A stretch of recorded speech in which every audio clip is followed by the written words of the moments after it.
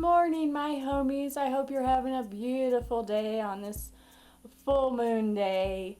And I'm finally going to release a Dark Carnival Witchery Alter. I've been promising it for many months, and I have made other altar videos. I just haven't been happy with them. I'm just going to do it because I think it's really important. After you take that initiation, the first real step in your path of witchcraft would be to have an altar. And I do have a candle burning for the Dark Carnival, so the Dark Carnival is among us in this video right now. Thank you. So first I want to start off with uses for your altar. Why the hell would you even have an altar? Well, first off, it's kind of a type of altar and a use of an altar, and that is an ancestry altar. Your deceased loved ones, and your ancestors. It might go a few generations back even. But I have my mother here. I actually have a different altar set up for her, but I brought her picture from her altar over here because I've just kind of been working with my ancestor worship on my Dark Carnival Witchery Altar. And I thought it'd be a chance too to show you, that it can be as simple as a picture of a loved one and anything that kind of connects you with them. If they made you something, definitely put that with their picture. That'll hold a lot of, not just memories for you, but a lot of energy from them because they put a lot of thought into it. That's going to linger after their death. And I think ancestry altars are great for juggalos because, I've seen so many, juggalos really care for their ones that have passed. So I think they have a stronger connection with their homies after they die, because they have such a strong connection when they're alive. And you still have that connection with their spirit. If you ever miss them or want to talk to them, go to that altar and talk to them. And they will pop in your head. Things they told you, things they told you to comfort you. It's happened to me. It's happened to many others. So that's one reason for an altar and a type of altar. And something you can incorporate into your overall Wiccan altar if you like. I have a special kind of guardian angel relationship with my mom, and I do call upon her too for spells and so forth. Sorry, my voice got getting a little cracky. Anyway, that's one part of the altar. Now, for the other part, the god-goddess worship. I have here a witch. She is my goddess. She is my guiding force for all of this. So I have her up there as that element, as that part of me. And then right here I have this raven. He was named at the gathering, and his name is Pennyfogle, and he is my guide and my god at this point in my altar. That is my god and my goddess. I also have the elements. I actually have the elements twice. I noticed one element was represented twice, so I decided to go ahead and put two for each. I think it'd be a great example. So, for the elements, we have earth. And if I don't burn myself getting it, for the earth, so you can see it better, I have a crystal ball, which is of course the earth. It's round like the earth, and the crystal came from the earth. So this is our earth element. It holds the vibration of earth in it. This is also a symbol of earth. It's a flower, a lotus flower. So it's also enlightenment. And I wish to be enlightened on this earth. So it's a good symbol for that too. But this is my earth element. Don't burn myself. Okay, to go in front of the witch. Next to the east, which isn't the actual east. I have it north, east, south, west. But north is actually that way. This is for this video. A lot of time, when I have my own personal altar set up, I usually have it in the actual cardinal direction it goes in, but this is just an example. Let's assume north's that way.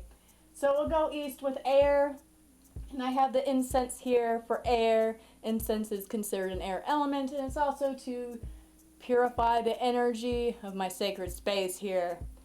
And then for the other air element, it's something my husband got me a long time ago. And it's a little crystal. I don't know how well you can see it in the camera, but it's a little crystal, which means it could be an earth element too, right? But they're all interchangeable and interconnected. But I have this as an earth not earth. It's an air elemental because of the butterflies. Butterflies fly in the air and generally associated with the air element. So that's my other air element, and I like it for Dark Carnival Witchery because of the whole dedicated to the butterfly. So that is a really good representation of air as a butterfly for Dark Carnival Witchery. Going to the south, we have fire.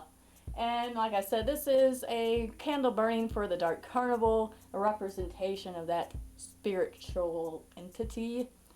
My other fire element, which you'll be surprised, is actually a stone again.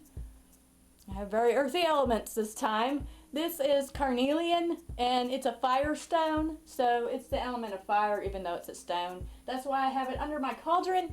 It's the fire under my cauldron. Okay, well, that's what's up with that. And then we go to the west. The west is water. West? Water? Both a W. Anyway, a W, two W's. Whoop whoop. Anyway, sorry about that. A good water representative for your altar is Fago, of course.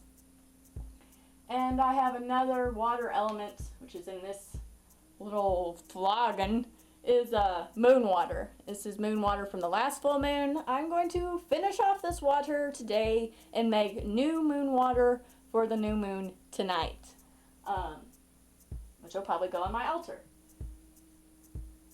Use your imagination for the elements. Anything that you can see as fire, air, earth, and water, use. As far as Dark Carnival Witchery goes, I try to make it Juggalo. It's pretty easy. I have many pictures of example altars that could be put together for a Dark Carnival Witchery altar, and I'll put those at the end of this video to give you some ideas, but you can do whatever you want. It's your altar. It's your sacred space. Getting into that, what the altar is like a big giant tarot card. A good practice, a good meditation to do is to come to your altar and arrange it or rearrange it. It can clear your psyche, especially if you've been having really bad energy lately. It's time to clear your altar. You know, if you're having bad effects, you're nervous, you just have mental problems, you can really clear your psyche by clearing your altar and rearranging it. And after you're done, it is like a tarot card. You can see your subconscious and your superconscious, which is your God element, in your altar, and really see into yourself because you subconsciously put these things in and incorporated them. So that's really the magic of the altar. And the other part of the magic of the altar is spell work and divination. You can come to your altar and meditate. You can also come to your altar and read tarot. I have tarot cards underneath my altar, a little shelf underneath. I have all my tarot cards. I have a pendulum, which I use to communicate with my mom sometimes. I'm still learning how to use a pendulum. But that is another magical tool you can use at your altar. And divination tool.